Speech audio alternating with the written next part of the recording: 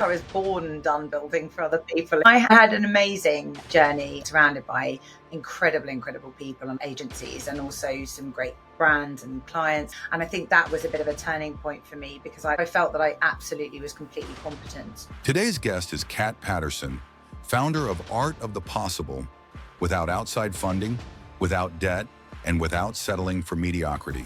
What's one of the myths that people have about agencies like yours? Another myth is that everyone works 4 hours a day, and that's also not true. The rest of the team, you'd have to ask them, but I'm pretty sure that they would all say that they have a pretty decent work-life balance. In this conversation, we unpack how Kat built a thriving global team, the values that set her apart, and the lessons she's learned about risk, resilience, and running an agency that refuses to compromise. Failure is not an option. It's not really failure. It's just you've got to just keep trucking. Whatever you're doing, you're just still pedaling.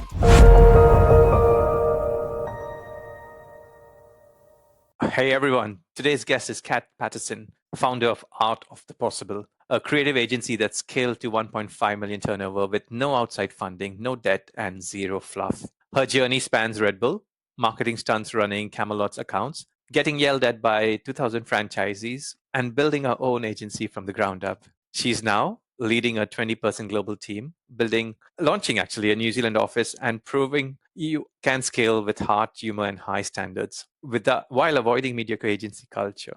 So this one's for anyone growing a creative business, battling burnout, or thinking, screw it, I'll do it myself. Kat, welcome to the show. Thank you so much for having me, Simac. It's really nice to be here today. Great. Kat, you have worked with huge agencies. What was the moment you realized, I'm done building for other people, I'm going to do this for myself? I think I was born and done building for other people, if I'm really honest. But I had an amazing journey, and I've been surrounded by incredible people, and I've worked with some amazing advertising agencies and also some great brands and clients. But I think maybe it's just something of an age thing, but I built up such a wealth of expertise, and I think it was because of the twists and tales that we all encounter with our careers that I decided to start somewhere new. And I think that was a bit of a turning point for me, because that was the point when I had the clientele, if you like, and the experience. So I felt that I absolutely was completely competent to do it for myself, and I wouldn't have had a kind of an imposter complex, which I know is a very bit of a buzzword in the industry.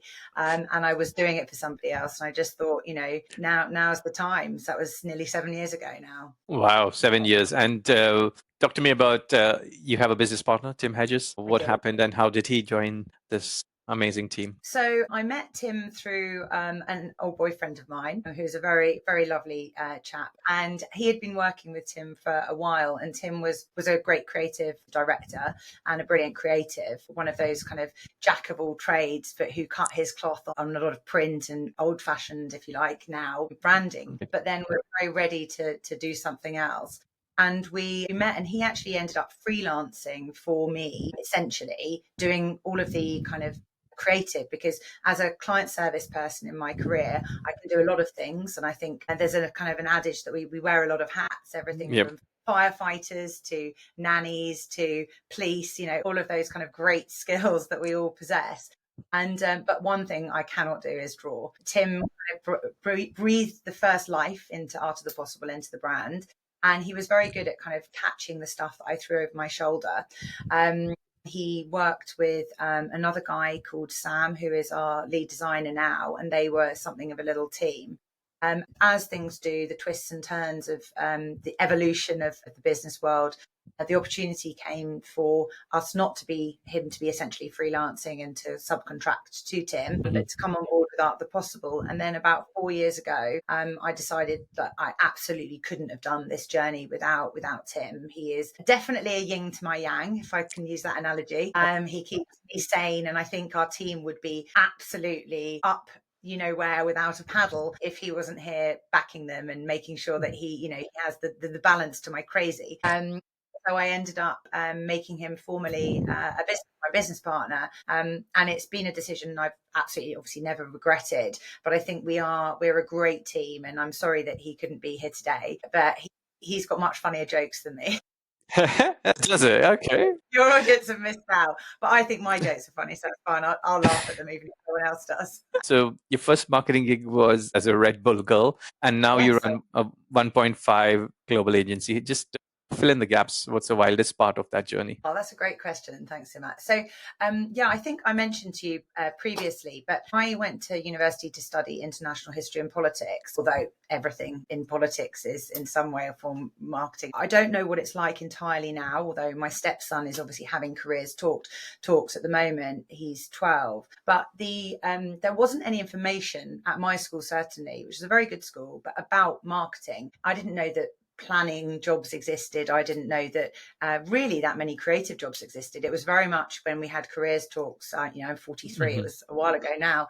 And I didn't really know that this even existed, which might seem very naive to me now, but there was a big knowledge gap. And when I went to the University of Leeds, and I got there, and very early on, it might have even been in Freshers Week. I've still got some very good friends who probably will follow me on LinkedIn and keep me honest if I'm saying this incorrectly. In my version of my history, it was very early on. I got recruited to be a Red Bull girl. And like you said, I'm not sure if you're supposed to say these things anymore, but that's what I was. To a certain extent, a bit of a trolley dolly at the time, but I loved it. I absolutely loved it. And I took it really seriously.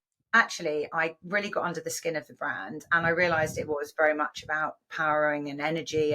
Learned all about the ingredients, and it was the mix of the glucuronolactone and the taurine and all these things. Less caffeine than a weak filter coffee. You never forget the patter. And I think that being at Camelot has to be up there. I mean, again, amazing people. It's an incredible business. It was, because obviously they used to run the National Lottery. But for me, I moved on to the business park. I had an amazing team. That's the journey that's got me to where I am now. Okay. When you started as a Red Bull girl, right? That shows character. But who's the inspiration? It's really interesting you asked that, because funnily enough, my brother and I, there's just the four of us, and my parents are separated. They separated when I was about 13. I think it is 100% something you grow up with around you. That's not to say it's the only reason why people would be an entrepreneur or start their own business, but all my family have run their own businesses. We had great educations. We were extremely well loved. So in all that, what are the top 3 values that you think have made you successful to where you are today? Just surrounding myself with amazing people. So I think the team camaraderie and team spirit absolutely keeps me going. And then I've brought into that fold fabulous clients. So my clients often ask me, why are you always so energetic and so happy to deliver this? And why? But it's like, but I love it. Yes. Just love it. So I'm happy to jump out of bed and to bounce out of bed and to, to help them and to work with them. They are, I would say, absolutely part of our team without fail about our clients. All right. I love that. And when you started off Art of the Possible, you said that you didn't even know, I'm talking about a warm-up call, what it would do yet. How did the business shape itself in those early years? I knew I wanted to do something for myself, but my experience really varied. When I was at McCann, I worked for part of McCann called McCann Enterprise, which is a brilliant, predominantly B2B area of the business. And they pride themselves on brand positioning, brand understanding, beautiful brand design, and really good comms. So I had that experience, and I also had experience from places like Ogilvy One, which obviously doesn't really exist. It's all one Ogilvy, but very kind of coal-face, content, data, numbers, which, if I'm really honest, when I started there, was really out of my depth, because that was all quite new to me. And so by the time I got to starting the business, I had such a varied background that I didn't know what area I wanted to go into. And so I went to register the name, as I mentioned to you last time I spoke to you, and I didn't even have a name. So Art of the Possible just came to me, which is a Bismarck quote. So the politician that united Germany, with his checkered career, but very interesting guy. So registered Art of the Possible. And then I started putting feelers out. So Tim, as I mentioned earlier, he did me a logo. I just met him, and that was his first, tell me about yourself, Kat. Well, here I am. Draw me a logo, draw pictures, draw stickmen. And that's what Sam and Tim do, and our wonderful creative team. How did you make that happen, the first million? It was really hard, obviously, but I never cared about the money. I know that that's not necessarily what your followers might want to hear, but I did things like I never took money out. I just, I took what I needed to live, and I had a very nice life.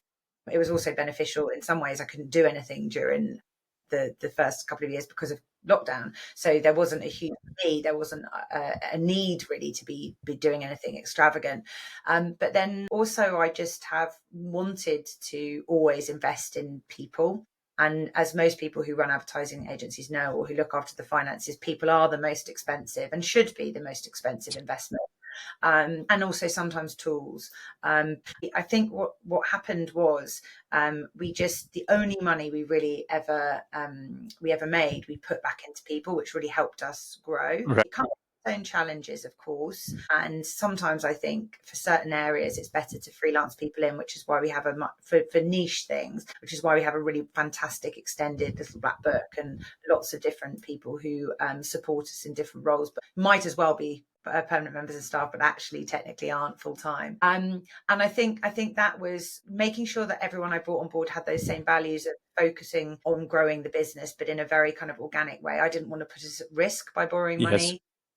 I didn't want to, which could also be naive. I know there's benefits sometimes to operating within, having a bit of operating debt, but I just was I wanted to do everything right and not put anyone at risk, basically, including myself. And so far, it's paid off. But I do think that we could have probably grown faster had I borrowed. So it is something that definitely I would be open to moving forward. As you know, and as you're probably going to get onto, taking that step up from 1.5 up to the next milestone, which is 3, is really difficult. And the other thing is that obviously I've retained all my clients. So the ones that I won, I mentioned Andrea, and with Lamb Weston, I think we've been through 4 people in the role that she was in. And each time when someone starts, you have to win them over, you have to prove your worth. But they're still an amazing client of ours, definitely a pillar client.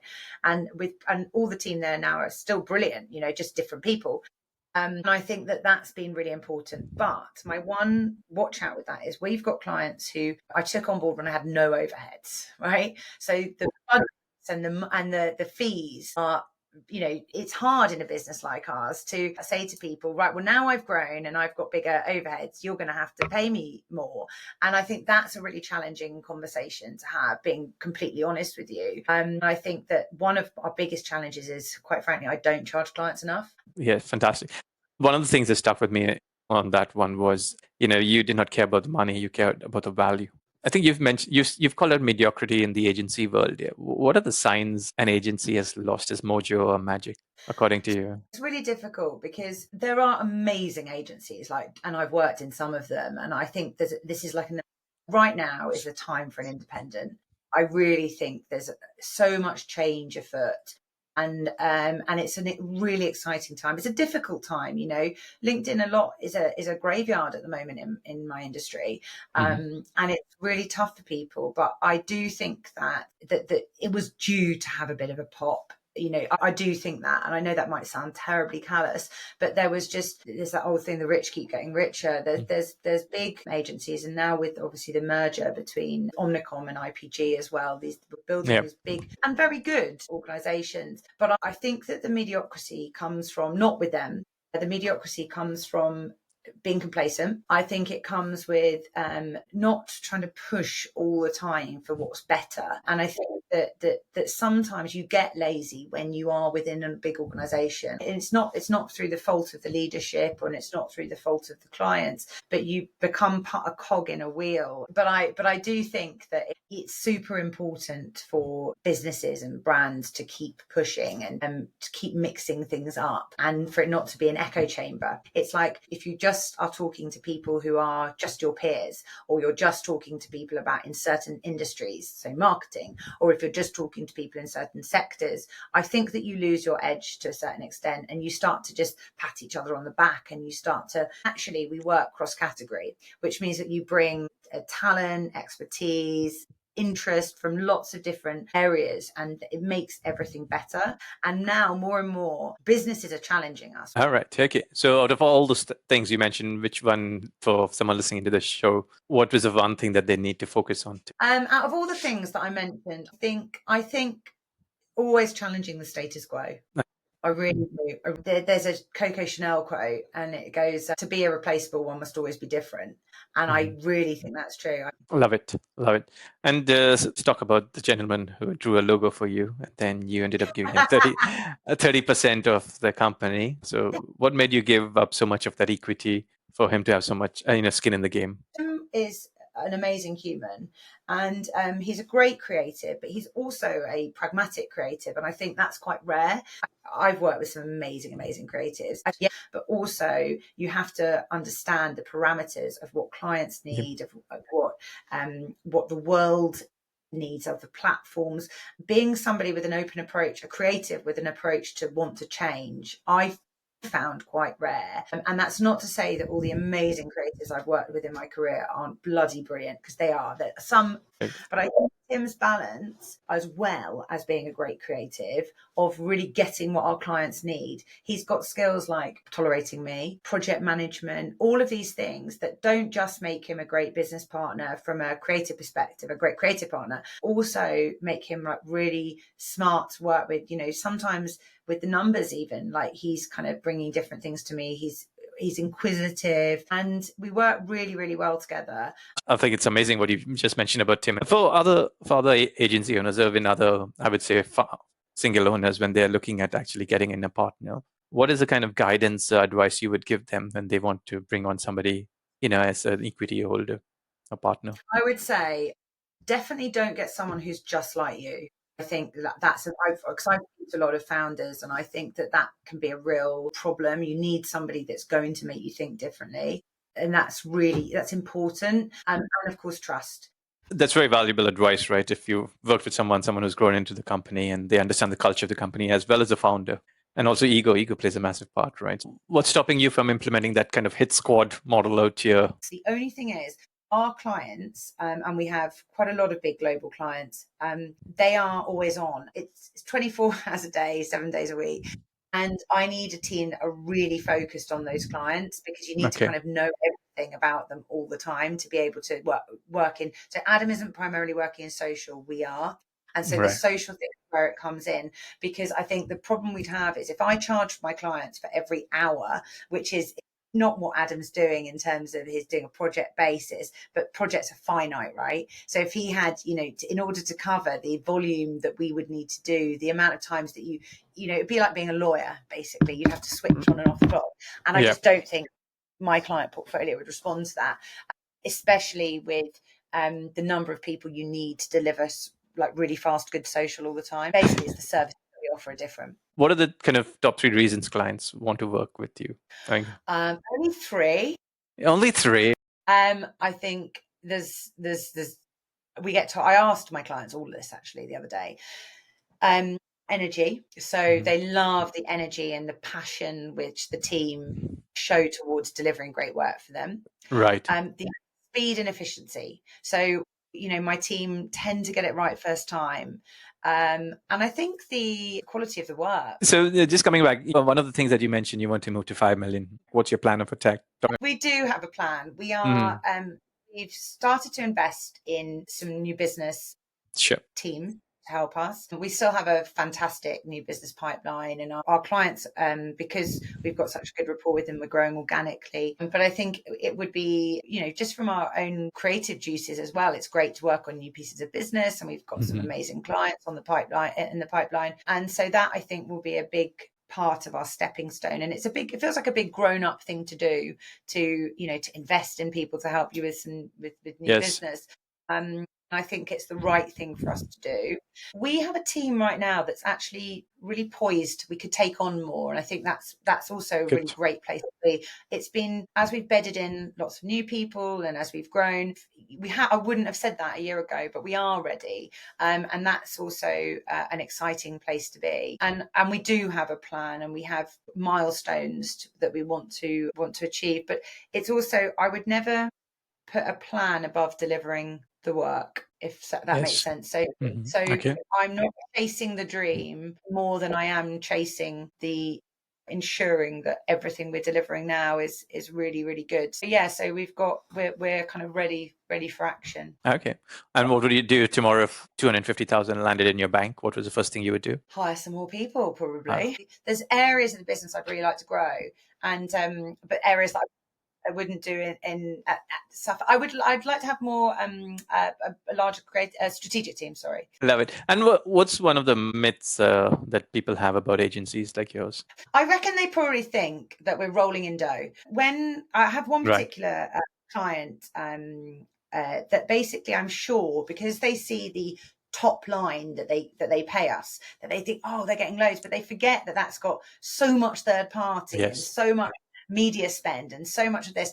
And I think it's a real myth that they think that we're over here fat cats, like making it rain sometimes. I don't understand that, as an agency, especially in this day and age, everything's transparent. There's so much amazing machine learning available to help us. Another myth is that everyone works 24 hours a day, and that's also not true. I think we've set it up well so that isn't the case. I do, but then I'm just, even if I'm off, I'm on, I'm always thinking, what better. And I think that's just the nature of a founder, really. But the rest of the team, you'd have to ask them, but I'm pretty sure that they would all say that they have a pretty decent work-life balance. Got it. What's the worst advice you've ever followed? The worst advice I've ever followed? Probably people telling me don't bother starting your own place, but then nobody that I really cared about, like my family, would just like, do it. Like, why even asking? Crack on. And I think, and I never follow good advice, really. I just sort of know. And I think my last question for you today is, if you had lost everything today, what would you do first thing tomorrow? You just do something else. Wow, what's something else? I'm curious. I'd just always be all right. I'm just like one of those people that just always think I'd be fine. I might go down the market, sell something, flog something out the back of a car. But if it did, I would probably do something similar again. I would maybe like consult or help businesses grow. I don't think I'd go back and work for another organization. Probably no one would have me. But I would just do something else. I'm a doer. Failure is not an option, like it's a thing, right? But it's not really failure. It's just, you've got to just keep trucking. My dad used to have to cycle. I mean, he'll tell you it's like about 300 miles every day to school. And my grandma, who's like the apple of my eye, she's a right taskmaster. And he's got this phrase, he's just like still pedaling. And whenever he's like, he's now reinvented himself again as an author and all this stuff. It's like still pedaling. And I think of that all the time. It's like whatever you're doing, you're just still pedaling. I love that. And that's a good way to wrap up today's show. That's a wrap for today's pod. Thank you. Thanks, Kat. Great having you. Thank you so much.